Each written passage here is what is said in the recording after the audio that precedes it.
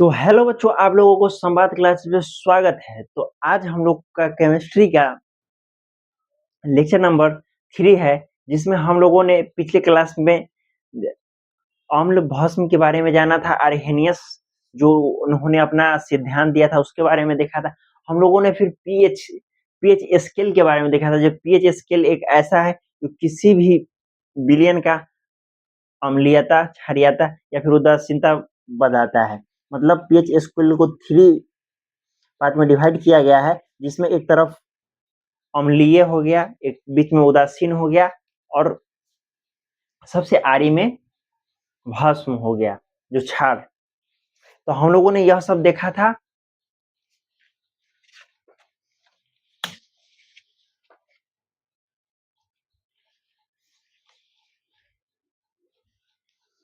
जिसमें से हम लोगों ने कुछ ऐसा भी देखा था, जैसे में संतरा किसके कारण खट्टा होता है, तो साइट्रिक अम्ल के कारण।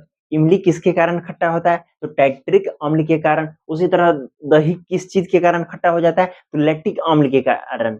चींटी के डंक में कौन सा अम्ल पाया जाता है, तो मेथेनोइक अम्ल या फिर फॉर्मिक अम्ल। तो हम लोगों ने यह सब चीज के बारे में देखा था। उसके बाद हम लोगों ने बहुत चीज का पीएच मान भी याद किया था। ये हो गया। और देखिए पीएच स्केल का फुल फॉर्म क्या होता है, पावर ऑफ हाइड्रोजन। मतलब हाइड्रोजन का जितना सांद्रता, मतलब कॉन्सेंट्रेशन उसका जितना ज्यादा रहेगा, उसका पीएच मान उतना ही ज्यादा रहेगा। अम्ल का पीएच मान कितना होता है, 7 से कम होता है। क्षार का पीएच मान कितना होता है, 7 से अधिक होता है।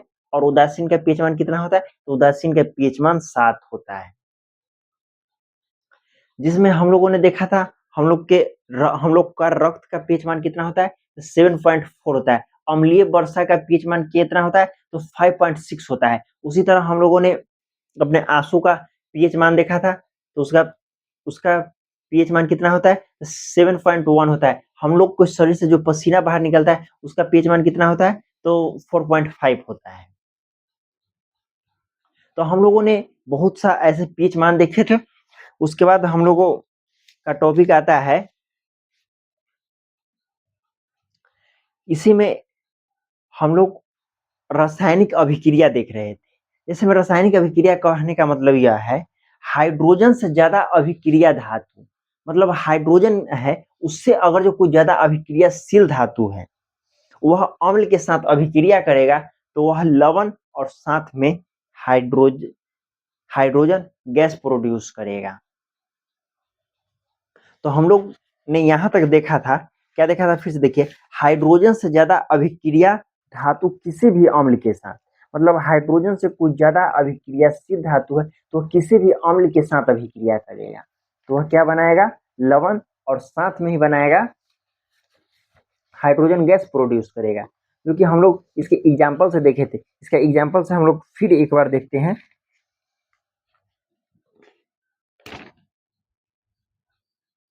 Na+HCl।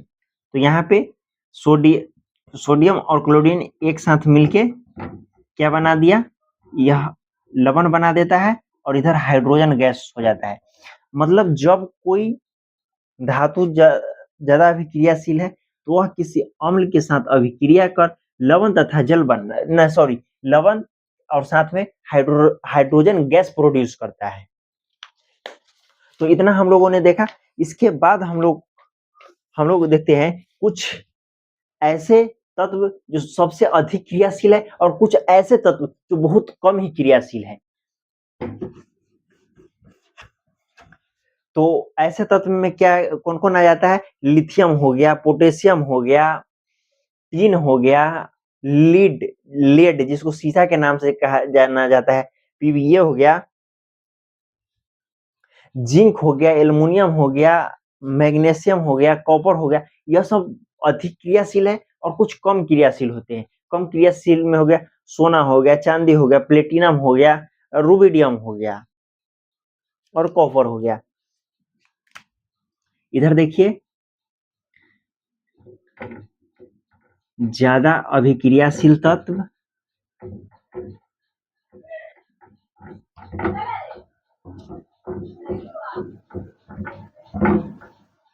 इधर ज्यादा और इधर कम। तो ज्यादा अभिक्रियाशील तत्व में क्या हो गया, sorry, lithium, potassium, sodium, zinc, magnesium, tin, SN50 tin हो गया। और उसके बाद इसमें क्या हो गया, एल्युमिनियम हो गया। उसके बाद लोहा, Fe हो गया।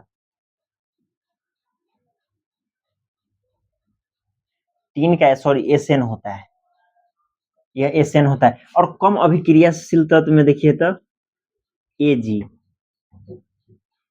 Au, कॉपर हो गया।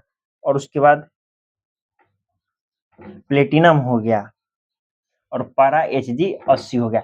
तो यहाँ पे देखिए यह कुछ सबसे अधिक क्रियाशील तत्व है और यह सबसे अधिक क्रियाशील तत्व है और यह सबसे कम क्रियाशील तत्व है। तो सबसे अधिक क्रियाशील तत्व में हो गया लिथियम हो गया, पोटेशियम हो गया, सोडियम हो गया, मैग्नीशियम हो गया, जिंक हो गया, कैल्शियम हो गया, आयरन हो गया, लोहा हो गया, आयरन हो गया, एल्युमिनियम हो गया। और कम अभिक्रियाशील तत्व में क्या हो गया, Ag, जिसको Ag47, जिसको सिल्वर चांदी के नाम से जाना जाता है, ये Au89, जिसको गोल्ड, कॉपर, प्लेटिनम और पारा Hg80, जिसको मरकरी के नाम से जाना जाता है। तो हम लोगों ने अभिक्रिया मतलब रासायनिक अभिक्रिया देखा था, जिसमें से पहला अभिक्रिया बताओ क्यों रहा था, जिसमें से पहला अभिक्रिया बताया जा रहा था जब कोई ज्यादा अभिक्रियाशील तत्व वो किसी भी अम्ल के साथ अभिक्रिया करता है तो वो क्या बनाता है, लवण बनाता है और साथ में हाइड्रोजन गैस प्रोड्यूस करता है। लवण क्या है, तो लवण जो स्वाद में नमकीन होता है। तो इतना आप लोगों को संबंध में आ गया। अब इसके आगे देखिए,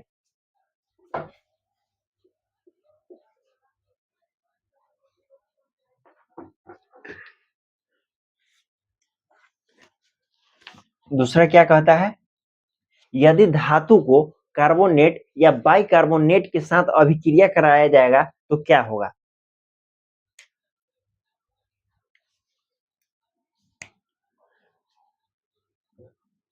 यदि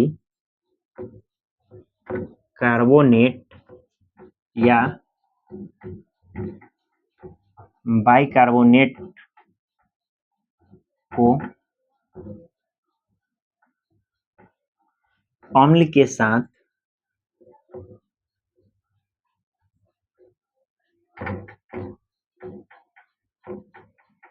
देखिए बोला जा रहा है कार्बोनेट या फिर बाइकार्बोनेट को अगर जो अम्ल के साथ अभिक्रिया कराया जाएगा तो उसमें क्या होगा, तो उसमें लवण तथा जल का निर्माण करेगा और साथ में कार्बन डाइऑक्साइड गैस उत्पन्न करेगा। यहाँ देखिए, यदि कार्बोनेट या बाइकार्बोनेट को अम्ल के साथ अभिक्रिया करने पर क्या बनाएगा, तो यहाँ देखिए अभिक्रिया करने पर डैश, तो यहाँ देखिए यहाँ पे कार्बोनेट हो गया, उसके बाद यहाँ पे अम्ल हो गया, यह अम्ल से अभिक्रिया किया और यहाँ देखिए यहाँ क्या बनाएगा, लवण बनाएगा, फिर जल बनाएगा और साथ में CO2 गैस प्रोड्यूस करेगा। आइए इसको हम लोग एक उदाहरण से समझते हैं।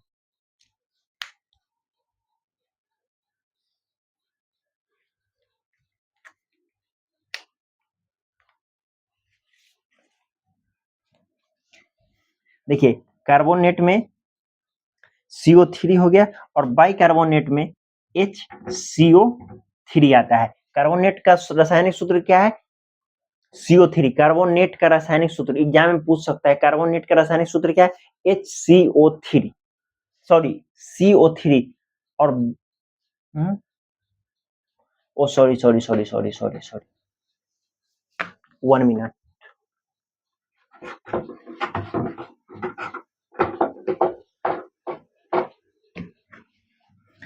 यहाँ पे देखिए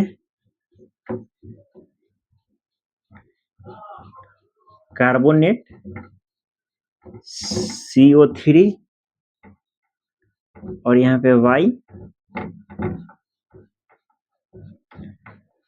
कार्बोनेट HCO3। क्या देखा आपने? यदि कार्बोनेट या बाइकार्बोनेट अम्ल के साथ अभिक्रिया करेगा तो क्या बनाएगा?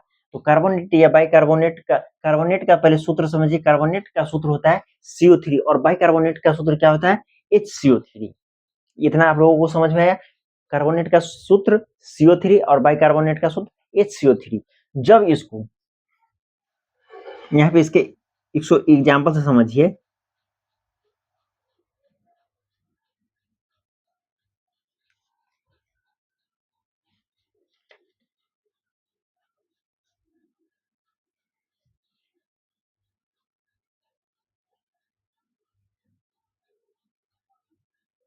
कार्बोनेट प्लस अम्ल तो इधर बनाएगा लवण बना देगा, फिर जल और साथ में CO2 गैस प्रोड्यूस करेगा। तो इसका उदाहरण समझिए। कार्बोनेट ZnCO3 प्लस H2SO4 पहला एग्जाम्पल हो गया। इसका दूसरा एग्जाम्पल समझिए। CaCO3 plus HCl। यहाँ पे दो हो गया। पहला हो गया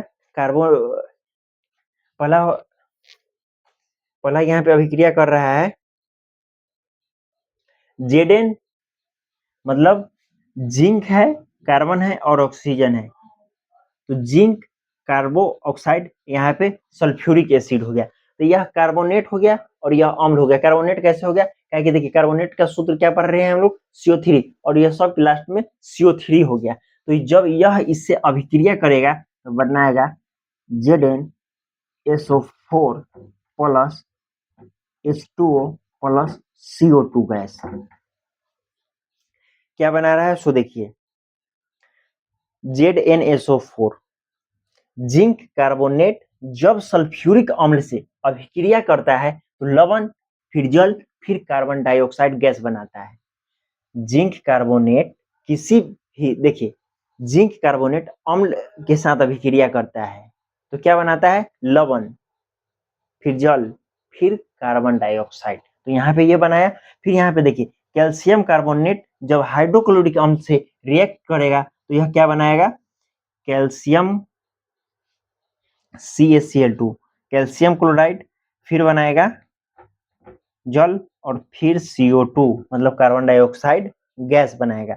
यह कैल्शियम कार्बोनेट बनाया, फिर हाइड्रोजन, फिर यहाँ पे जल का निर्माण किया और फिर कार्बन डाइऑक्साइड गैस का निर्माण किया। तो इतना हम लोगों ने समझ लिया। अब इसमें एक रिएक्शन और आता है तो वह रिएक्शन को हम लोग समझते हैं।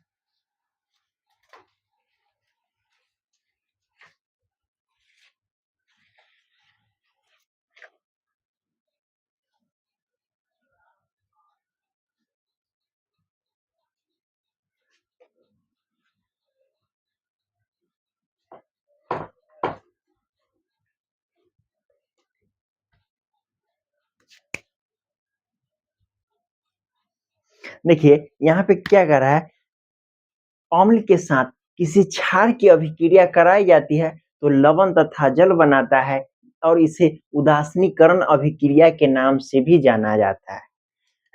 जब आप अम्ल और क्षार को एक साथ रिएक्शन करवाइएगा या अभिक्रिया करवाइएगा तो उसमें लवण तथा जल बनाएगा। इसको उदासीनीकरण अभिक्रिया के नाम से भी जाना जाता है। क्योंकि हम लोगों ने फर्स्ट चैप्टर में रासायनिक अभिक्रिया वाले चैप्टर में हम लोगों ने इस टॉपिक के बारे में पढ़ा था। जब अम्ल को किसी क्षार के साथ अभिक्रिया यहाँ तो हम लोग इसे लिख के समझते हैं या फिर डायरेक्ट एग्जाम्पल से समझिए। यहाँ देखिए जब किसी अम्ल को क्षार, जिसको भस्म या क्षार ही लिखिए, क्षार के साथ अभिक्रिया कराया जाता है तो लवण तथा जल बनाता है। इसे उदासीनीकरण अभिक्रिया भी कहा जाता है। तो एक ठो अम्ल में ले लेते हैं H2SO4 और क्षार में ले लेते हैं NaOH। तो यहाँ पे ये हो गया। तो यह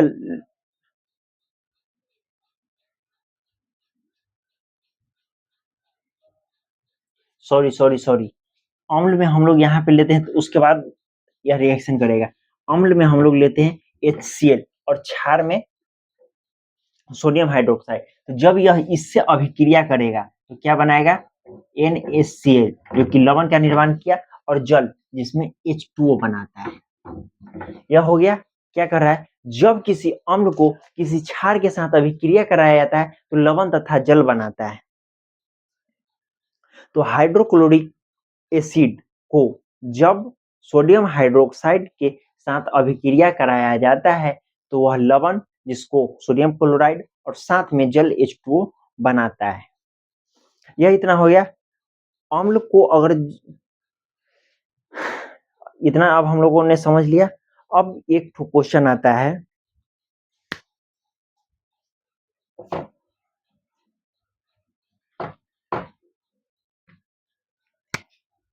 एक क्वेश्चन, यह क्वेश्चन जो अभी आप लोगों को हम बताने जा रहे हैं, यह क्वेश्चन सबसे ज्यादा जरूरी है। आपके एग्जाम में पूछे या ना पूछे, लेकिन आपके दैनिक जीवन में यह प्रश्न का बहुत ज्यादा यूज है। बोला क्या जा रहा है? तांबा या फिर पीतल जैसे बर्तन में दही जैसे खट्टे पदार्थ को क्यों नहीं रखा जाता है?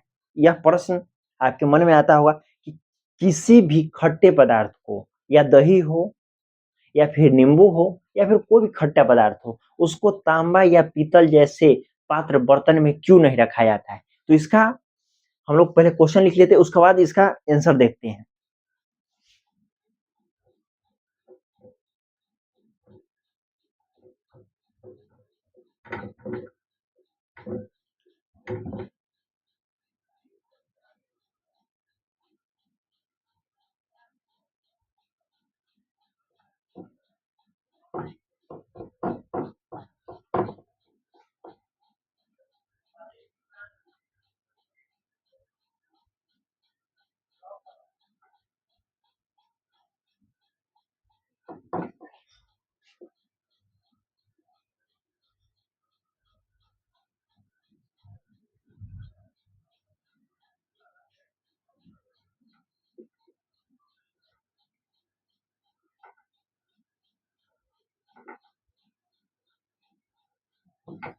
यहाँ देखिए, तो यहाँ समझिए। क्वेश्चन क्या है? क्वेश्चन को फिर से समझिए। तांबा एवं पीतल जैसे बर्तन में दही जैसे खट्टे या खट्टे पदार्थ को क्यों नहीं रखा जाता है? तो यहाँ समझिए, दही या फिर तांबा, देखिए, तांबा दही के साथ अभिक्रिया कर लेता है, जो कि खाने योग्य नहीं रहता है। यह विषैला पदार्थ के रूप में बदल जाता है, जिसके कारण तांबा एवं पीतल जैसे पदार्थ के बर्तन के अंदर खट्टे पदार्थ को नहीं रखा जाता है। तो इसका आंसर क्या लिखिएगा?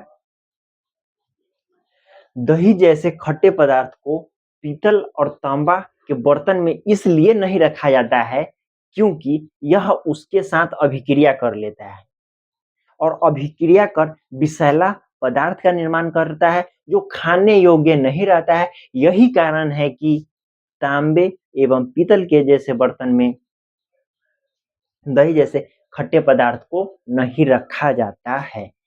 तो यह आप लोग अपना से लिख लीजिएगा, या फिर हम लिख भी देते हैं। लेकिन आपके मन में एक सवाल आएगा यहाँ पे,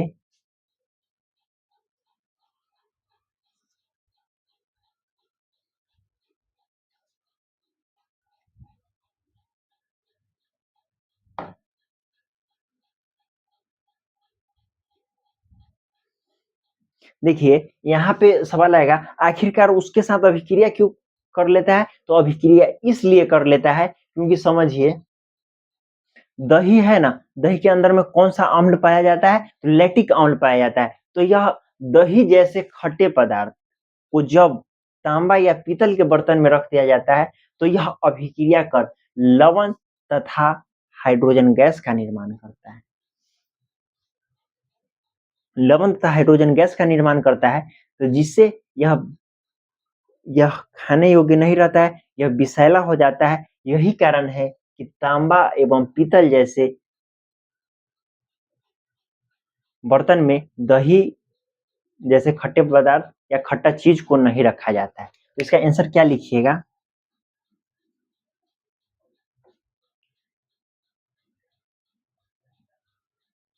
दही, खट्टा,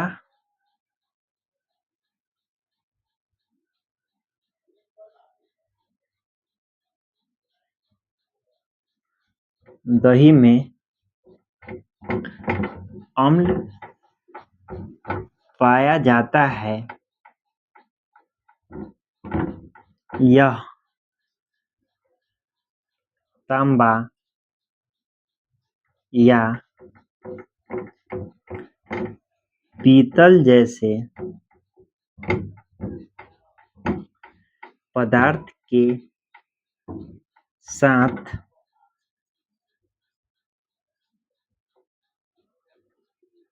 अभिक्रिया कर लवण प्लस हाइड्रोजन गैस बनाता है,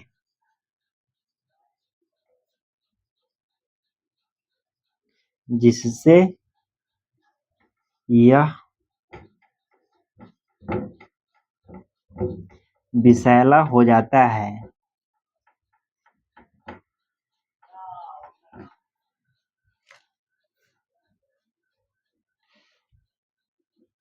जो खाने योग्य नहीं रहता है।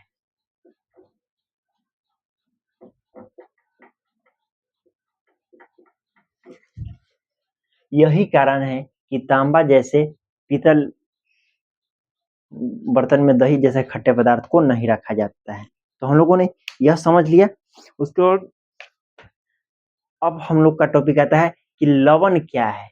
हम लोगों ने अम्ल के बारे में पढ़ा, भस्म के बारे में पढ़ा, लवण के बारे में हम लोगों ने सिर्फ इतना ही जाना कि लवण स्वाद में नमकीन होता है।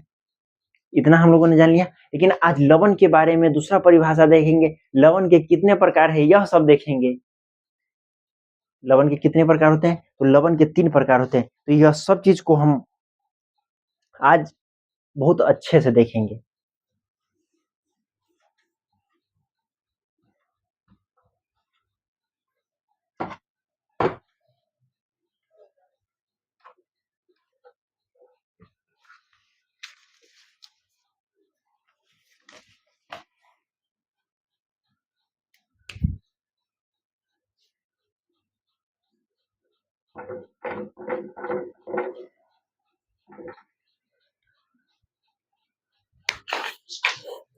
फर्स्ट चीज समझिए, जो लवण कहा किसे जाता है। तो लवण किसे कहा जाता है? तो जब अम्ल एवं भस्म के साथ अभिक्रिया होता है तो लवण बनता है। लवण के साथ हाइड्रोजन गैस बन सकता है या फिर जल भी बनता है। तो अम्ल क्या है? तो लवण क्या है? तो लवण वैसे यौगिक को कहा जाता है जो अम्ल और भस्म क्षार के साथ अभिक्रिया करके बनता है। उसे क्या कहते हैं? तो उसे लवण कहते हैं।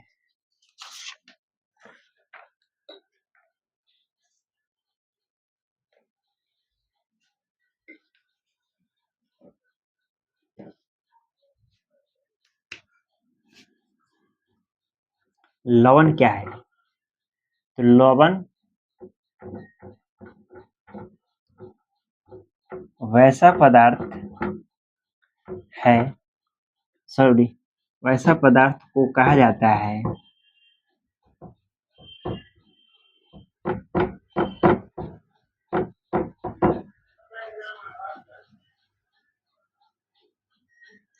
जो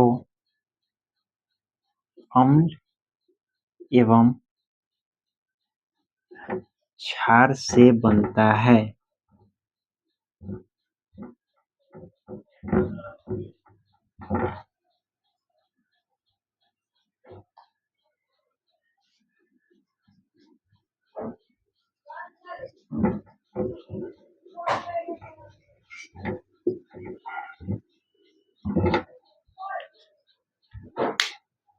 यह क्या कहा जा रहा है? हम लोग लवण कैसे बनता है इसके बारे में पढ़े थे। तो लवण कैसे बनता है?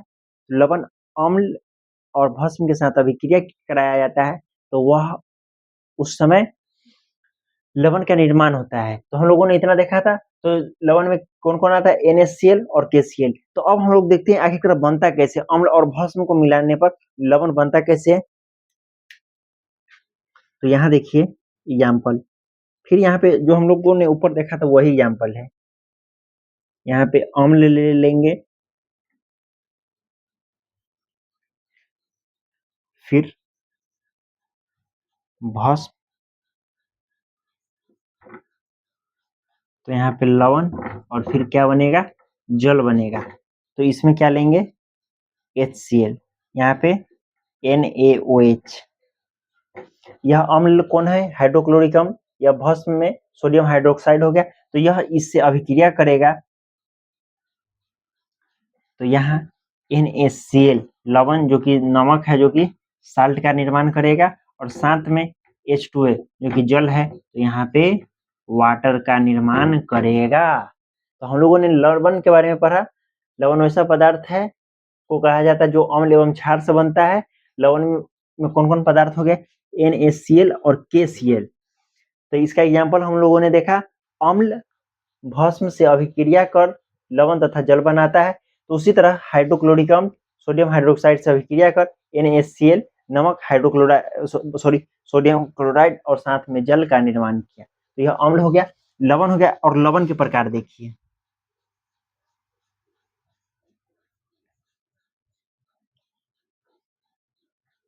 तो लवण के कितने प्रकार होते हैं? तो लवण के 3 प्रकार होते हैं।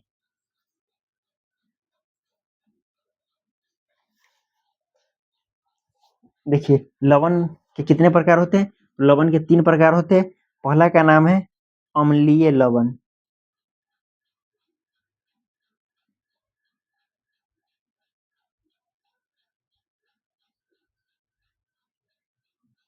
दूसरा का नाम है क्षारीय लवण,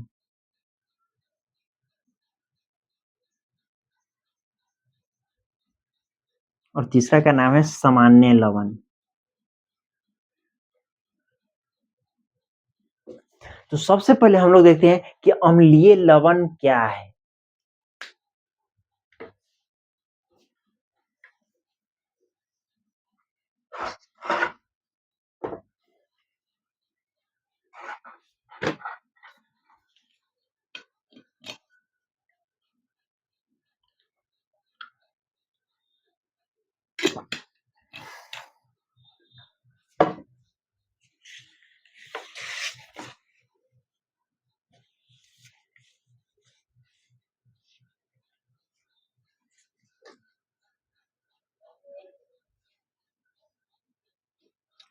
तो अम्लीय, यहाँ पे पहला देखिए,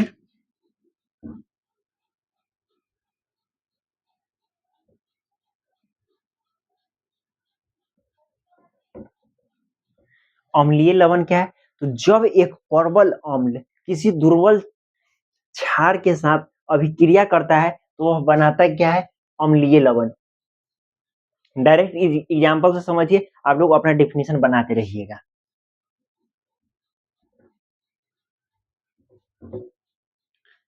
जब प्रबल अम्ल किसी दुर्बल भस्म से अभिक्रिया करता है तो वह क्या बनाता है? अम्लीय लवण।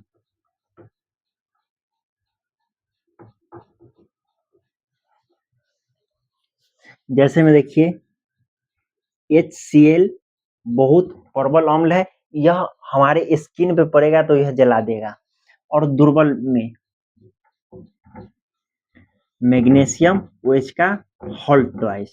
तो देखिए जब एक प्रबल अम्ल किसी दुर्बल अम्ल के साथ अभिक्रिया करता है तो वह क्या कहलाता है? अम्लीय लवण कहलाता है। तो यह क्या बनाएगा? मैग्नीशियम क्लोराइड और साथ में वाटर। यह इसके साथ अभिक्रिया हो गया और यह इसके साथ और यहाँ जल का निर्माण कर दिया। फिर से देखिए यहाँ पे मैग्नीशियम क्लोराइड और यहाँ पे वाटर बनाया। जब एक प्रबल अम्ल किसी दुर्बल भस्म के साथ अभिक्रिया करता है तो वह अम्लीय लवण बनाता है। यह क्या हो गया? अम्लीय लवण, और साथ में क्या बना दिया? जल भी बना दिया। उसी तरह है क्षारीय लवण।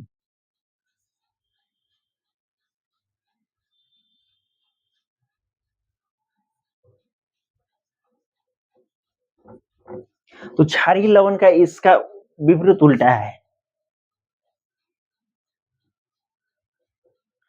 दुर्बल अम्ल।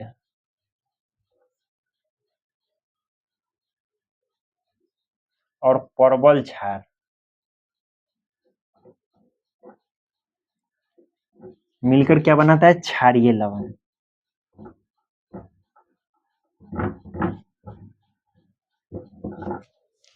इसका एग्जाम्पल देखिए,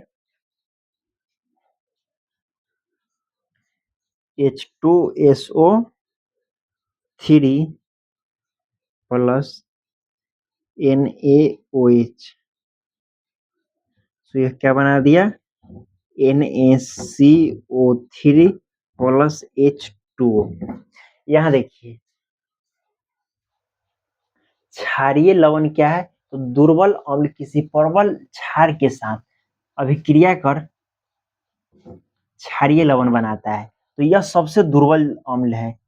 आप लोगों को हमने पढ़ाया था अम्ल के कितने प्रकार है? दो, प्रबल, दुर्बल। तो दुर्बल अम्ल में हम लोगों ने एक एग्जाम्पल दिया था H2SO3, और प्रबल क्षार में NaOH। तो ये साथ में अभिक्रिया करके सोडियम कार्बोनेट और साथ में क्या बनाता है? जल बनाता है। तो इतना हम लोगों ने देख लिया। एक तो देखते हैं क्या है? सामान्य लवण, मतलब जिसको हम लोग नॉर्मल साल्ट के नाम से भी जानते हैं। तीसरा है सामान्य लवण। तो सामान्य लवण में क्या होता है? इसको भी एग्जाम्पल के तौर पे समझिए।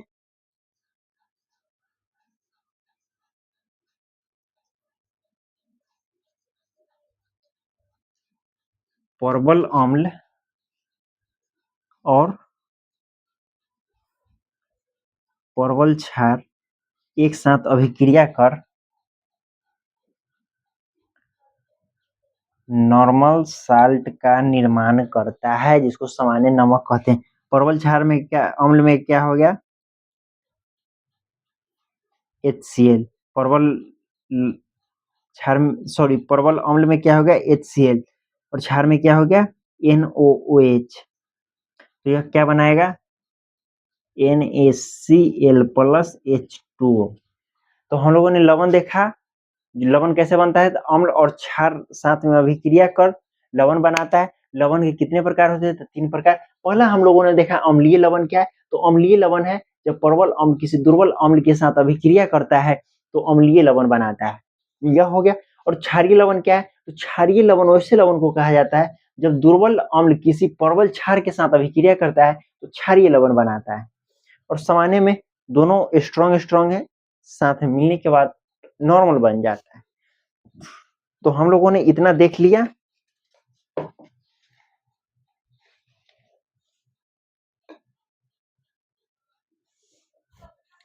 अब हम लोग देखते हैं कि लवण का निर्माण कैसे होता है। लवण का निर्माण कैसे होता है? तो लवण का निर्माण करने का 2 तरीका है। पहला है साधारण नमक और दूसरा है प्रयोगशाला नमक। मतलब एक ठो हम लोग समुद्र से प्राप्त करते हैं और एक ठो हम लोग आर्टिफिशियल, जो कि प्रयोगशाला, केमिस्ट्री का जहाँ प्रयोगशाला होता है तो वहां पे बनाया जाता है। तो हम लोग दोनों के बारे में जानते हैं।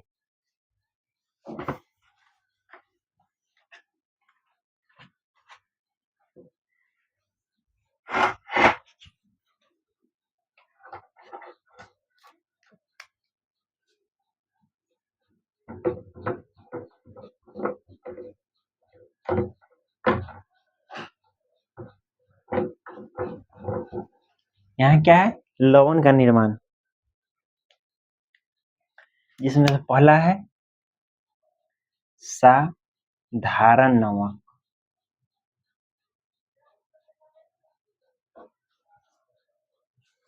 साधारण नमक में देखिए साधारण नमक कहाँ से प्राप्त होता है? यह समुद्र के किनारे इसे बनाया जाता है आर्टिफिशियल तरीके से।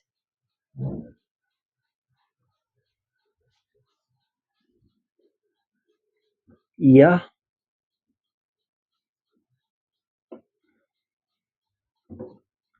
नमक समुद्र के पानी से बनाया जाता है।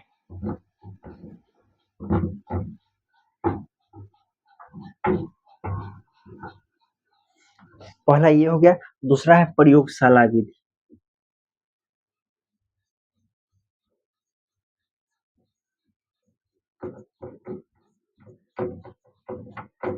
प्रयोगशाला में किसे बनाया जाता है? सोडियम और क्लोराइड को उसका प्रोसेस किया जाता है, तो उस कंडीशन में वहां पे नमक यानी लवण का निर्माण होता है।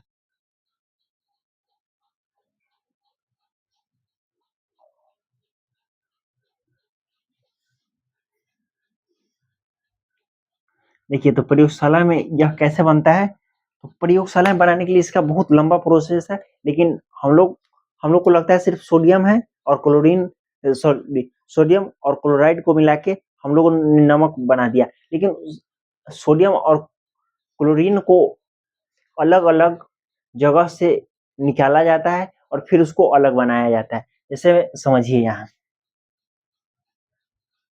जब हाइड्रोक्लोरिक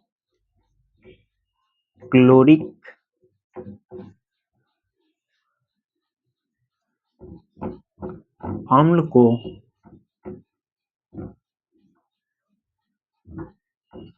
सोडियम हाइड्रोक्साइड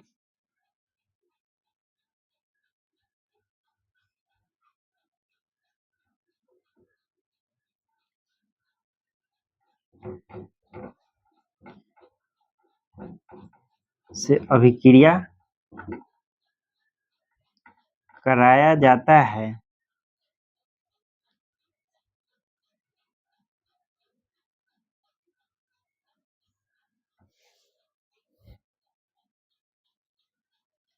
तब NaCl यानी सोडियम क्लोराइड का निर्माण होता है।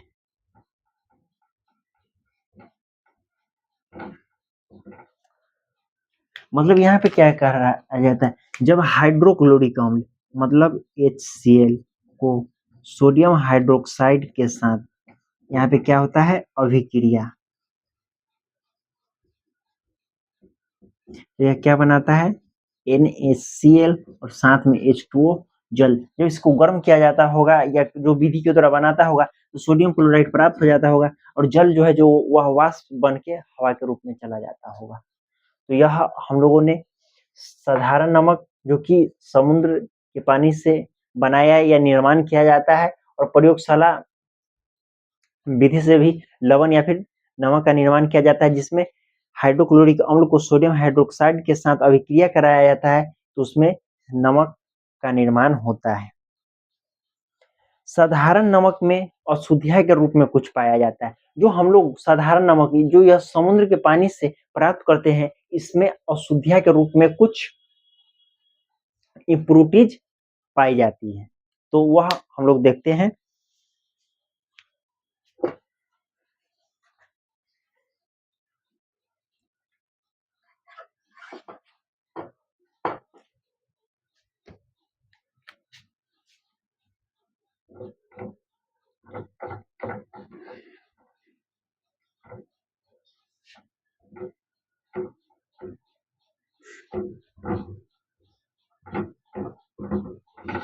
तो साधारण नमक में अशुद्धियाँ के रूप में क्या क्या पाया जाता है?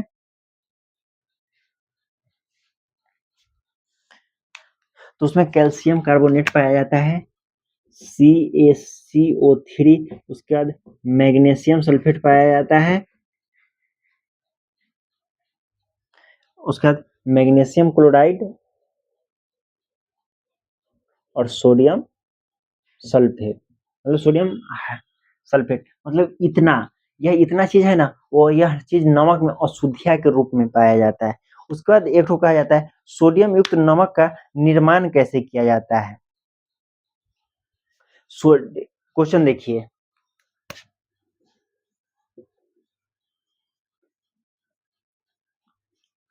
सोडियम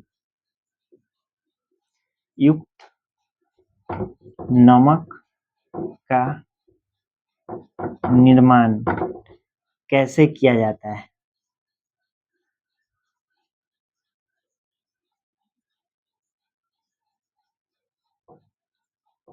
तो देखिए सोडियम युक्त नमक का निर्माण कैसे किया जाता है, तो यहाँ पे देखिए, जब साधारण नमक में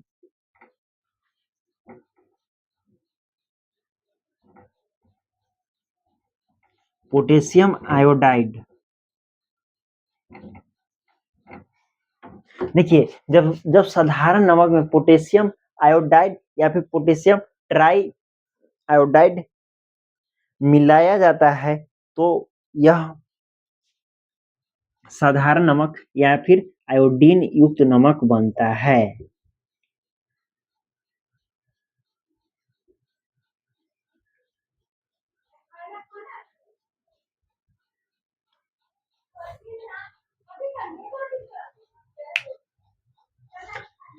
तो हम लोगों ने इतना देखा, जो लवण क्या है, लवण के कितने प्रकार होते हैं, नमक का निर्माण कैसे होता है, साधारण नमक का निर्माण कैसे होता है, और एक नमक का प्रयोगशाला में निर्माण होता है। और अगले क्लास में हम प्रयास करेंगे जो यह चैप्टर को समाप्त कर देने के लिए। आज भर के लिए इतना ही रखते हैं, अगले क्लास में हम लोग का चैप्टर समाप्त कर दिया जाएगा। अगर आप लोगों को इस टॉपिक से रिलेटेड कोई भी डाउट हो या कोई भी परेशानी हो तो आप लोग हमें बताइए कमेंट करके, आपको इसका सॉल्यूशन दिया जाएगा।